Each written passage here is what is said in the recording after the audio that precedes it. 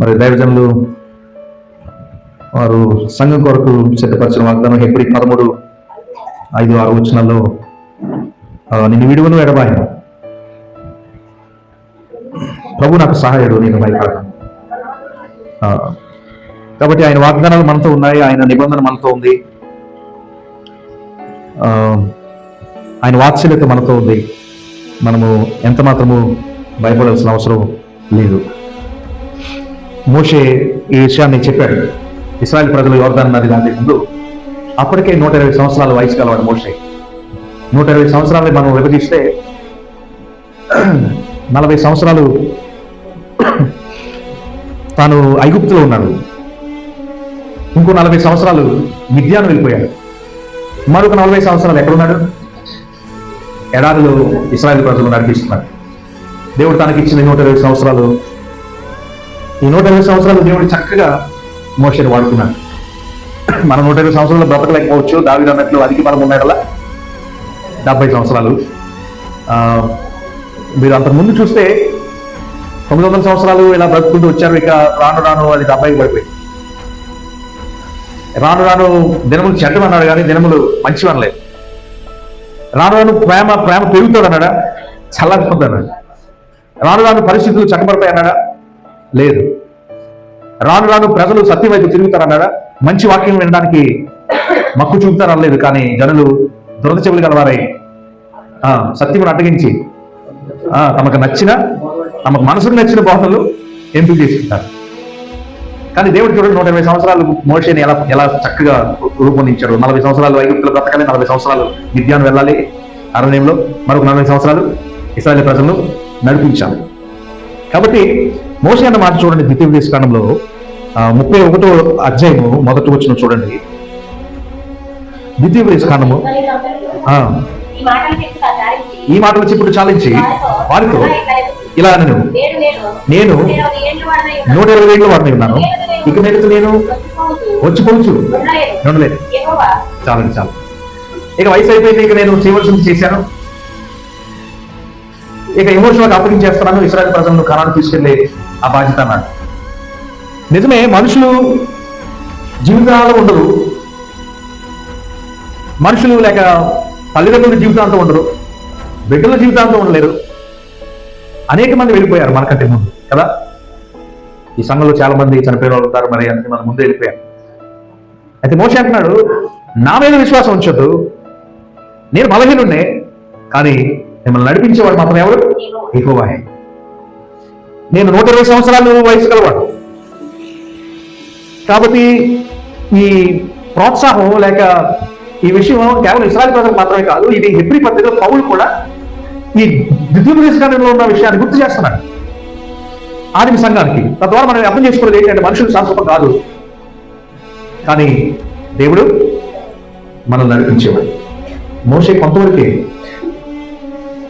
కానీ మోషే సైతం ఏం చేయలేదో తెలుసా? అదే అధ్యాయంలో 3వ వచనం చదవండి.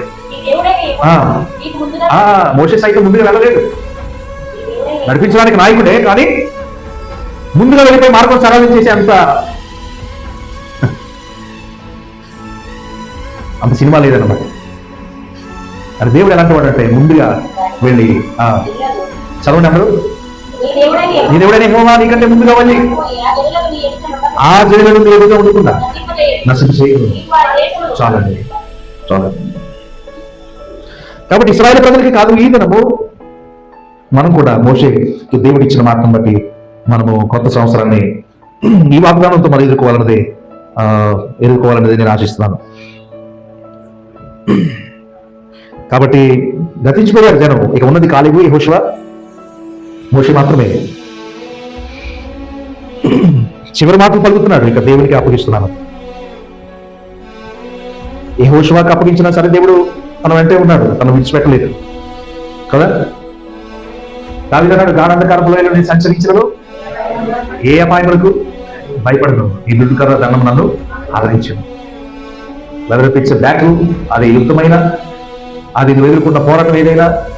కాబట్టి దేవుడు నీతో ఉన్నాడనే విషయం ఈ నూతన సంవత్సరం జ్ఞాపకం చేసుకో.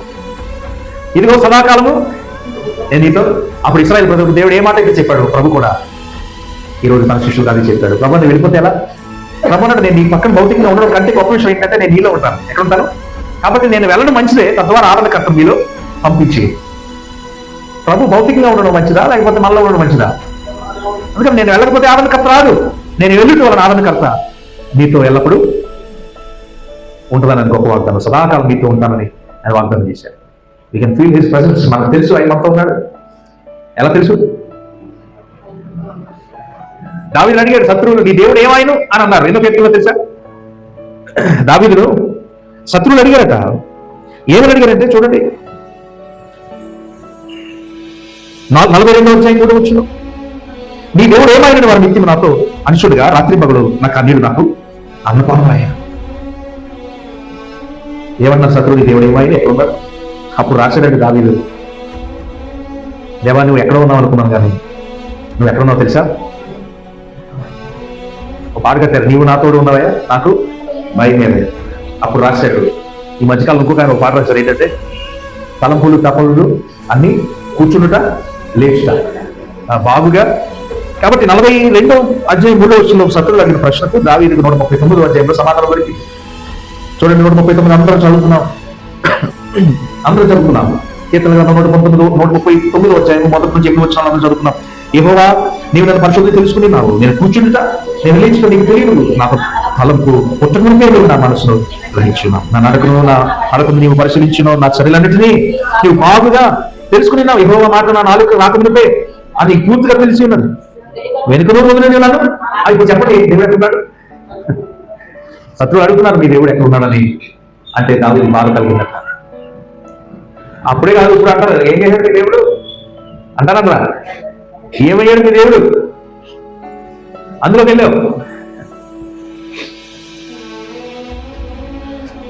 వెనక నువ్వు ముందు నువ్వు ఆవరించి ఉన్నావు, నీ చెయ్యి నా మీద ఉంచి ఉన్నావు.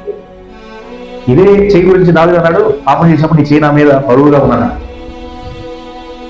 నీ నా చెయ్యి మీద ఉంచి ఉన్నావు. ఇట్టి తెలివి నాకు మించినది, అది నా అగోచరం, అది నాకు అందదు. నీ ఆత్మ ఎదురు నుండి ఎక్కడికి పోవు, నీ సన్నిధి నుండి.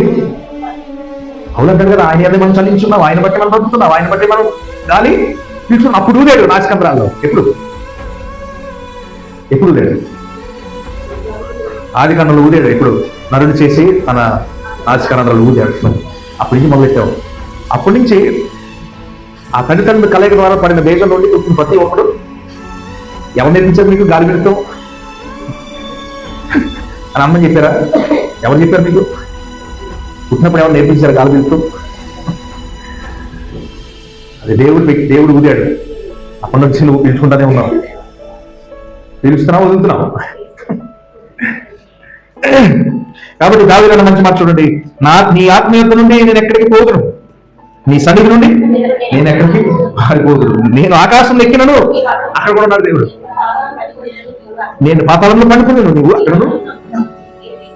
దేవుడు ఎక్కడైనా ఉండగలుగుతాడు. కానీ హిందువులకి దేవుడు ఎక్కడ ఉంటాడు? ఎక్కడుంటాడు? ఊళ్ళో ఉంటాడు. అప్పుడప్పుడు ట్రాక్టర్ మీద ఉంటాం.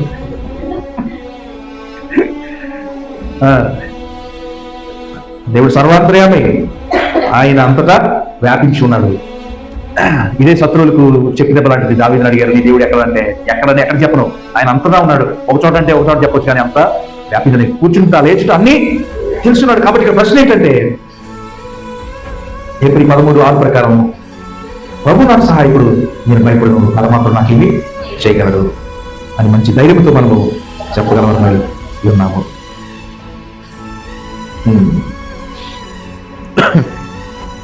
ఒకవేళ మోజేశ్వరం వెళ్ళకపోతే దేవుడు వెళ్తాడు, తన పని తానే జరిగించుకుంటాడు.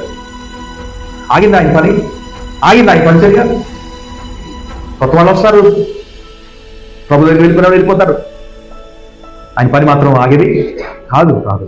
సంవత్సరాలు ఆగదు, సమయం ఆగదు, ప్రభు పరిచర్య ఆగదు. పుడితే పుడతా ఉంటారు, ప్రభు పిలుచుకున్న వాళ్ళు వెళ్ళిపోతూ ఉంటారు. ఏది ఆగదు. ఇప్పుడు మోషే అన్నాడు మంచి మాట, నేను ముసలివాడిని, ఇక నా వల్ల దేవుడు అన్నాడు భయపడకుడి. ఇశ్రాయేలు ప్రజలు అనుకుంటారు ఇదేంటిది, మమ్మల్ని మధ్యలో పిలిచిన తర్వాత ఎలా అంటాడు మోషే నా వల్ల అవుదని? ఎవరు మమ్మల్ని తీసుకెళ్ళేది? చాలాసార్లు అన్నారు వాళ్ళు. అదేదో మమ్మల్ని ఐగుప్తుని వదిలేస్తుంటే అక్కడే తింటుంది కదా, మధ్యలో వచ్చిన తర్వాత మమ్మల్ని ఇలా ఫరో చేతికి అప్పగించి మమ్మల్ని చంపి మమ్మల్ని ఇలా చేస్తాడు మోషే. కానీ దేవుడు ఆయన మోషే వల్లే ఆయన గతించేవాడు కాదు. మోషే చేయలేంది ఆయన బాధ్యత తీసుకున్నాడు. కాబట్టి ఎవరు మనల్ని బాధ్యత తీసుకునేది అంటే దేవుడే, మోషే కాదు.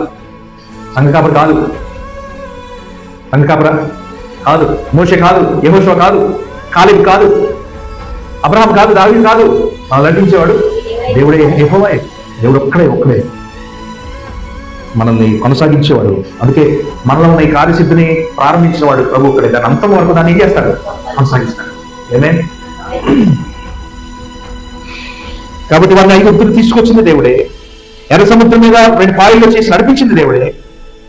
ఇంకొక అద్భుతమైన మాట చెప్తాను, మనకి దైవ చిత్తానుసారమైన దుఃఖాన్ని కలిగించిన కూడా దేవుడే. దేవా నేను పాపినని ఆ రకమైన దైవ చిత్తానుసారమైన దుఃఖం నీకు కలగకపోతే ఆ దుఃఖాన్ని కూడా దేవుడే మనకి కలిగించాడు. కాబట్టి మనం ఎంత మాత్రం భయపడము. ఎందుకంటే ఆకాశ పక్షులు గూళ్ళు లేవు, అవి ఎత్తవు పోయివు, కోట్లలో దాచుకొనవు. అయినప్పటికీ మీరు ఆకాశ పక్షుల కంటే శ్రేష్ఠులు అరా. మీరు అడగక ముడిపే పైగా అడిగింది కూడా ఇస్తానడం లేదు. ఊహించిన దానికంటే అత్యధికమైన దేవుడు ఇస్తాను వాగ్దానం చేస్తాను. నువ్వు చెప్పే అడుగుతావు, దేవుడు తెలుసు. ఏమడుగుతావు? నువ్వు పనికి మళ్ళీ అడుగుతావు, దేవుడు తెలుసు. అందుకే నువ్వు అడిగిన దానికంటే ఊహించిన దానికంటే ఇస్తావు. ఇహలోక తండ్రే తన పిల్లలకు ప్రభు చెప్పాడు కదా, ఇది ఎవరు చెప్పట్లేదు. మరి ఇహలోక తండ్రే మంచి ఇవులు ఇచ్చినప్పుడు తండ్రి నువ్వు అడిగింది ఇంక ఇస్తాడు ఆయన ఇహలోకపు తండ్రి కాదు. ఏ తండ్రి? పరలోకపు తండ్రి, మంచి ఇవులని కూడా. కాబట్టి ఈరోజు వాగ్దానం, సంఘానికి వాగ్దానం హెబ్రీ 13:5-6, ప్రభు నిన్ను ఎంత మాత్రమూ విడువడు. అందుకు చెప్పండి, ప్రభు నిన్ను ఎంత మాత్రము విడువను, నిన్ను ఎడబాయను, నేను ఎన్నడూ ఎడబాయను. ప్రభు నాకు సహాయం, నేను భయపడను అది అని మంచి ధైర్యంతో మనం చెప్పగలవా. యెహోవా వాత్సల్యం గలవాడు కనుక మేము నిర్మూలము కానేరము. మంచి వాగ్దానం, ఈ వాగ్దానం సంఘంలో నెరవేరాలని మనం కోరుదాం. కాబట్టి దేవుడు నడిపించేవాడు, మోషే కాదు. ఎవరు? దేవుడు నడిపించాడు. పాస్టర్ గారు కాదు, సంఘ కాపరులు కాదు, విశ్వాసాలు కాదు, దేవుడు ఒకడే. ఆ మోషే ఇంతవరకు నువ్వు నడిపించావు కదా, ఇక్కడి నుంచి నేను నడిపిస్తాను. కాబట్టి మోషే నుంచి యెహోషువ కాలేజీలు ఎలా కొనసాగించారు? సంవత్సరాలు గడిచిన దేవుని పని కోసం దేవుడు కొత్త వారిని ఆయన పని కోసం వాడుకుంటాడు. ఆయన ఆగేవాడు కాదు. ఇక చూడండి, 3వ వచనంలో మనం కొన్ని విషయాలు చూసుకుని ముగించుకున్నాం. ఆ 4వ వచనం చదవండి. ద్వితీయోపదేశకాండము 31. యెహోవా